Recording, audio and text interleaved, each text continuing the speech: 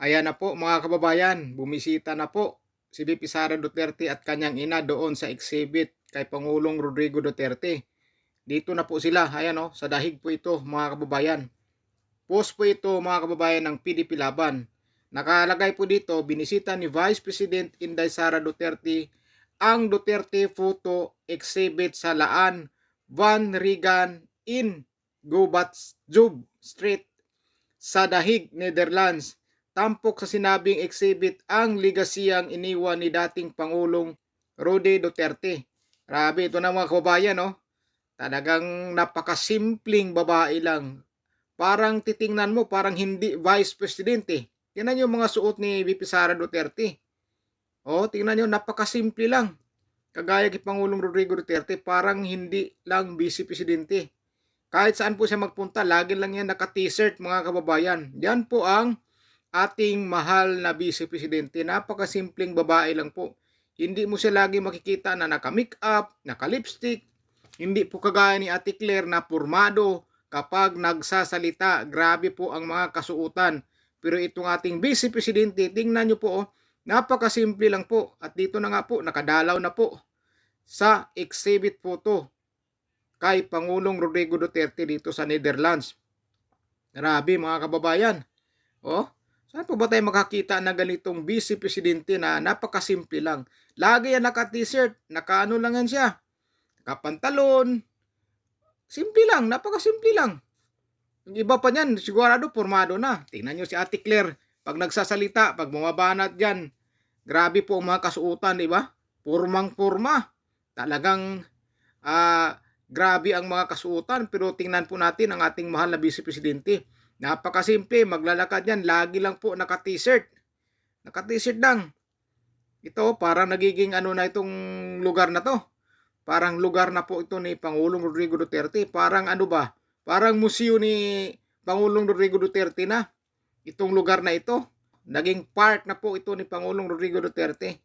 Ito po ating Vice Presidente, napakasimple lang po. Kung titingnan nyo po, parang wala pong matinding problema na kinakaharap. Lagi lang po yan naka-smile. Positive lang po si VP Sara Duterte. Hindi po siya nakikitang nakakasimangot sa mga picture. Lagi po naka-smile yan. Tinatawanan lang po, in-smilean lang po niya ang kanyang mga problema na kinakaharap ngayon. Hindi lang po basta-basta ang problema yan. Matinding problema yan na kinakaharap niya at hindi lang po isa, marami po dahil napakarami po ang gustong mapabagsak si VP Sara Duterte. Pero ang lahat ng iyan ay malalampasan po ni VP Sara Duterte yan. At pagdating ng panahon, malampasan ni VP Sara Duterte yan, yan na po. Ang lintik lang, ang walang ganti. Malapit-lapit na po yan. Malapit na po ang 2028 presidential election.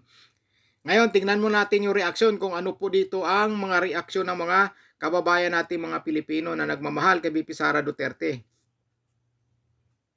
Kapupos lang po ito ng PDP Laban. Biruin mo po. Grabe po talaga ang nagmamahal kay VP Sara Duterte. Kapupos lang po ito ng PDP Laban. Kapupos lang po ito. Pero tingnan nyo naman napakabilis po ng mga reaksyon dito. Grabe po. Grabe po ang nagmamahal po talaga kay VP Sara Duterte. Ngayon basahin natin yung mga comments kung ano po ang masasabi ng mga nagmamahal kay VP Sara Duterte.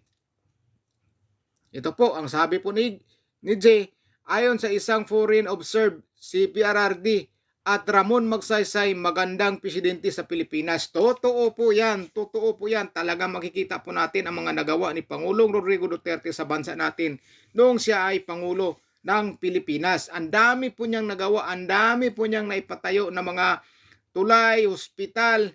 Napakaraming project po ang nagagawa si Pangulong Rodrigo Duterte. LRT. Marami po. Basta marami. Pero ngayon wala po tayong makikita kung ano-anong mga project nilang malalaki. Wala po tayong nakikita na natatapos pa. Sabi naman dito ni Pipit, Duterte wala ng ibang kapalit. Napakagandang comment po ito mga kababayan. Dito po natin talaga makikita. Matindi po ang paghanga ng mga kababayan nating Pilipino kay Pangulong Rodrigo Duterte at sa kanyang mga nagawa. Sabi naman dito ni Raul, galing ng organizer. Talagang napakagaling. Biruin mo sa ibang lugar yan. Nagawang park o parke o plaza kay Pangulong Rodrigo Duterte. Parang museo na yung lugar na yan. Samantala dati napakatahimik na lugar. Pero ngayon, Maraming tao na po nakikita nandyan. Sabi dito ni Ronald, solid pa rin kami Duterte at PDP. Yan! Grabe po talaga ang suporta dito mga kababayan. Pagka Duterte talaga, hindi basta matitinag yan dahil mahal po ng taong bayan si Pangulong Rodrigo Duterte at saka si VP Sara Duterte. Biruin nyo po yung trust rating ngayon, biruin mo. Nakakulong yan si Pangulong Rodrigo Duterte at nasa ibang bansa pa ikinulong. Pero tingnan nyo yung trust rating. Kahit po anong paninira nila sa mga Duterte, hindi po bumababa ang ratings nila. Lalong-lalo na rin po si VP Sara Duterte. Ang bumababa po ang ratings ng Pangulong Marcos. Ang sabi naman dito ni Lia, ingat VP dahil maitim na budhi, for sure may maitim na plano. Naku po, ano tong comment siya? Sabi ni Dilji, Duterte Park. Tama po, tama po. Duterte Park na po talaga yan. Nung tahimik na lugar na yan noon, ngayon nakikita mo maraming tao na po ang pumupunta dyan at magpipicture. Grabe, sabi naman dito ni Mary Jean, yung legacy na iniwan niya sa mga Pilipino na ngayon ay binaboy ng nakaupo. Alaka po. Binaboy daw nakaupo yung mga iniwang legacy ni Pangulong Rodrigo Duterte. Oo nga naman po dahil si Pangulong Rodrigo Duterte, grabe po talaga ang nagawa nung kapanahunan niya. Sabi naman dito ni Anaya, dapat mag-reflect si BP kasi mga nakalagay dyan mga legacy ni tatay.